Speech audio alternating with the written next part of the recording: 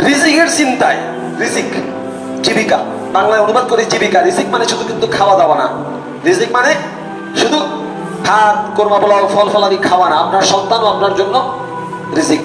সুন্দর একটা পরিবেশ আপনার জন্য রিজিক।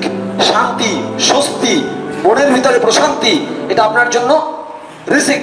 সুন্দর একটা বাড়ি, সুন্দর একটা ফ্যান, এসি, এগুলো আপনার জন্য রিজিক। আপনার ভালো একজন বন্ধু, ভালো একটা আত্মীয়, এগুলো আপনার জন্য রিজিক। আল্লাহ সুবহানাহু ওয়া তাআলা রিজিকের অনেক বড় কনসেপ্ট আমাদেরকে দিয়েছেন। তারপর আমরা রিজিক বলতে মূলত বুঝি খাওয়া দাওয়া।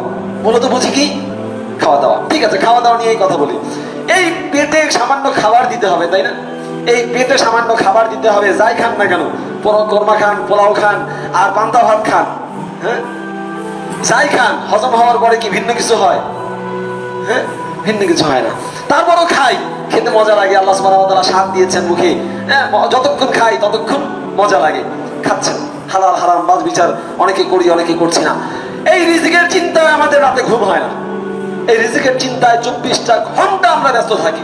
24টা ঘন্টা কিভাবে 2 টাকা আছে সেটাকে 3 টাকা বানানো যায়, কিভাবে 1 লাখ টাকা আছে সেটাকে 2 লাখ টাকা বানানো যায়, কিভাবে 1 কোটি টাকা আছে সেটাকে 2 কোটি টাকা বানানো যায়, কিভাবে 1000 কোটি টাকা আছে সেটাকে 1500 কোটি বানানো যায়, 2000 কোটি বানানো যায়, কিভাবে আমার 5 কাঠা জমি আছে সেখানে 10 কাঠা বানানো যায়, কিভাবে একটা ফ্ল্যাট আছে সেটাকে 10টা ফ্ল্যাটে রূপান্তরিত করা যায়, কিভাবে আমার একটা বাড়ি আছে সেখানে 5 তলার জায়গায় 10 তলা করা যায়। হ্যাঁ, সরকারের কাছ থেকে, রাজুকের কাছ থেকে 5 তলার অনুমতি নিয়ে কিভাবে 6 তলা 7 তলা করা যায়, হ্যাঁ, কিভাবে কি করা যায়, এটা সব ফন্দি ফিকির মাথার ভিতরে। 24টা ঘন্টা, 24টা ঘন্টা। আল্লাহ সুবহানাহু ওয়া তাআলা বহু জায়গায় বলেছেন, কে যদি দুনিয়া চায় আল্লাহ তাকে দুনিয়া দেন, কে যদি দুনিয়া চায় আল্লাহ তাকে দুনিয়া দেন। দিয়েছেন বহু মানুষকে, কেন ফিরআউনকে দেন নাই আল্লাহ দুনিয়া? দিয়েছেন। লাইসা লাহু ফিল আখিরাতি মিন খালাক, আখিরাতে তার সামান্য কিছু থাকবে না। আখিরাত তো দূরের, আরো পরের কথা, মৃত্যু বা কিয়ামতের কথা। আখিরাত তো শুরু হয়ে গেছে তার। মানুষ মরার পরই আখিরাত শুরু হয়ে যায়। আল্লাহর বারযাখের মাধ্যমে, কবরের জীবনের মাধ্যমে শুরু হয়ে যায়। কত ধনী মানুষ, কত ক্ষমতাধর মানুষ এই পৃথিবীতে এসে ক্ষমতা দেখিয়ে চলে গেছে। খারাপের খারাপ ফিরআউন, নমরুদ এই পৃথিবীতে দেখে নাই। ভালোর ভালো আদম থেকে শুরু করে মুহাম্মদ সাল্লাল্লাহু আলাইহি সাল্লাম পর্যন্ত অসংখ্য নবী রাসূল এই দুনিয়ার বুকে এসেছেন। কে ডেকেছেন? কে? একজন, কেউ না। ঈসা আলাইহিস সালামকে আল্লাহ সুবহানাহু ওয়া তাআলা উঠিয়ে দিয়েছেন। জমিনে এখন কেউ নেই। কোন নবী, কোন ওয়ালি, কোন সাহাবী, কোন সালেহ নেককার মানুষ স্থায়ী হয় নাই। যেই ভালো কাজ করুক, খারাপ কাজ করুক, কোথায় চলে গেছে? কবরে চলে গেছে। কবরে যাওয়ার পরে কি হচ্ছে জানি না, কিন্তু এতটুকু বলি, দুনিয়ার জীবনে যারা চেষ্টা করে, দুনিয়ার একটা সুন্নাহ আছে, দুনিয়ার একটা সিস্টেম আছে। এই সিস্টেম অনুযায়ী চেষ্টা করলে পরে দুনিয়ার জীবনে আল্লাহ তাআলা সফলতা দেন। দুনিয়ার কিছু ম্যানেজমেন্ট সিস্টেম আছে। এ বলতে পারেন, ভাই আল্লাহ সুবহানাহু ওয়া তাআলার কাছে তো এই দুনিয়ার সামান্য পরিমাণ মূল্য নাই, তাহলে আল্লাহ বিল গেটসকে এত সম্পদ দিয়েছেন কেন? মেক্সিকোর কার্লোস স্লিম হেলুকে এত মানে পয়সা দিয়েছেন কেন? আল্লাহ তাআলা অমুককে এত পয়সা দিয়েছেন কেন? দুনিয়ার তো আল্লাহর কাছে মূল্য নাই, তাহলে আল্লাহ তাদেরকে এত নিয়ামত দিয়েছেন কেন? ভাই, দুনিয়ার কিছু সুন্নাহ আছে, দুনিয়ার কিছু নিয়ম আছে। এই দুনিয়ার ব্যাকরণ, দুনিয়ার গ্রামার, দুনিয়ার ম্যানেজমেন্ট অনুযায়ী যারা চলে, আল্লাহ সুবহানাহু ওয়া তাআলা ওই দুনিয়ার ম্যানেজমেন্টের কারণে তাদেরকে দেন, কিন্তু তাদের জন্য আখিরাতে কিছু নেই।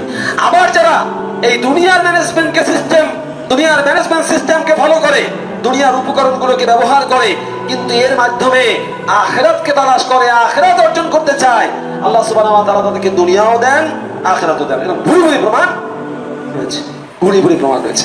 আপনি বিল গেটসের উদাহরণ দেখেন, আব্দুর রহমান আস-সুমাইতের উদাহরণ দেখেন না, শেখ রাজিহির উদাহরণ দেখেন না, সৌদি আরবের আল্লাহজি ব্যাংকের যিনি মালিক, এরকমের বহু অসংখ্য হাজার হাজার বিলিয়নিয়ার মুসলমানদের মধ্যে আছে, তারা দান করছে।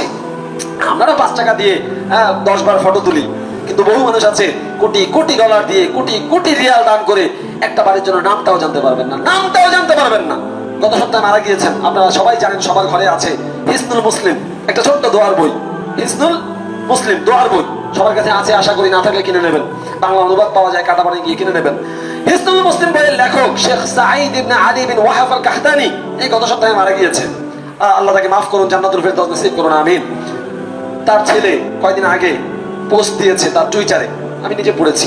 তিনি বলছেন, আমার বাবা তার অর্থ সম্পদের একটা অংশ দিয়ে একটা মসজিদ বানিয়ে গেছেন। এই পুরো মসজিদটা তার অর্থ সম্পদের টাকায় হয়েছে, কিন্তু তিনি মারা যাওয়ার আগ পর্যন্ত আমরা সন্তানরা জানতাম না যে আমার বাবার টাকায় এই মসজিদ হয়েছে। ফাকির ফাকির। চিন্তা করুন, একটু ভাবুন, চোখটা বন্ধ করে একটু ভাবুন, চোখটা বন্ধ করে একটু ভাবুন। গালি যা দেওয়ার দেন আরো ওলামা ইকরামকে, আরো ওলামা ইকরামকে গালি যা দেওয়ার দেন সেটা আপনার আমার নামায় যোগ হবে। কিন্তু এরকম দৃষ্টান্ত দুই একটা দেখান তো। আপনি তো একটা ইট দিলে 10টা ছবি তোলেন, একটা নোট দেওয়ার আগে 10 বার না আপনার নাম ঘোষণা করতে হয়। এক ব্যাগ সিমেন্ট দেওয়ার আগে আপনার নাম না লিখলে পরে আপনি সিমেন্টের ব্যাগ দিতে রাজি হন না।